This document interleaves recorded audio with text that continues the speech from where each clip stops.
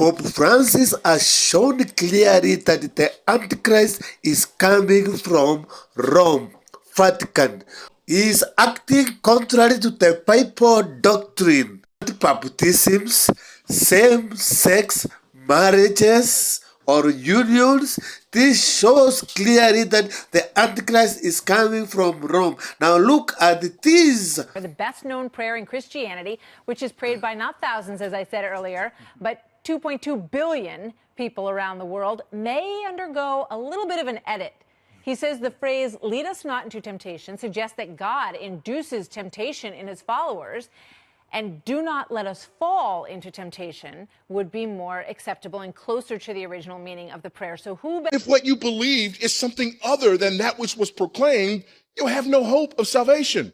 So first and foremost, it's important that we get the gospel right, because if we don't, there are people out there, including ourselves, who will be duped into believing that they are right with God when in fact they are at enmity with him. You believe the wrong gospel. It doesn't matter how sincere you are in your belief. You are merely sincerely wrong. When the Pope said, even his own men have started seeing the reality.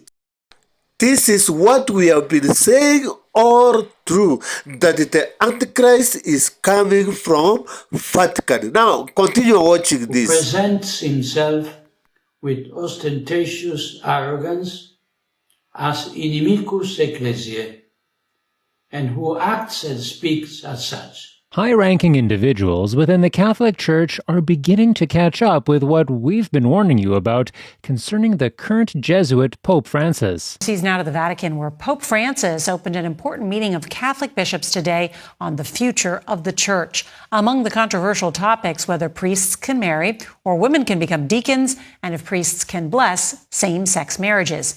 CBS's Chris Livesay is in Rome.